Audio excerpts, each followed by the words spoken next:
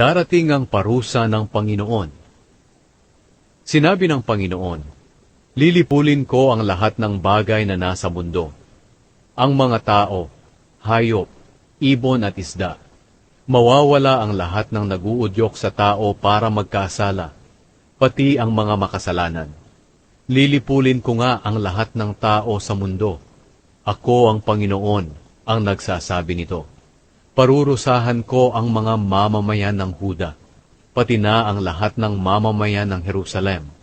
Lilipulin ko ang mga natitirang sumasamba sa Diyos-Diyosang si Baal, pati na ang mga paring naglilingkod dito, para tuluyan na silang makalimutan. Lilipulin ko rin ang mga taong umaakyat sa bubong ng kanilang bahay, para sumamba sa araw, sa buwan, at mga bituin. Lilipulin ko ang mga sumasamba at sumusumpang maglilingkod sa akin, pero sumusumpa ring maglilingkod sa Diyos-Diyosang si Molek. Lilipulin ko ang mga tumatalikod at hindi dumudulog sa akin. Tumahimik kayo sa harapan ko, dahil malapit na ang araw ng aking pagpaparusa. Inihanda ko na ang aking mga mamamayan para patayin tulad ng hayop na ihahandog. Pinili ko na ang mga kalaban na tinawag ko, nasasalakay sa Huda.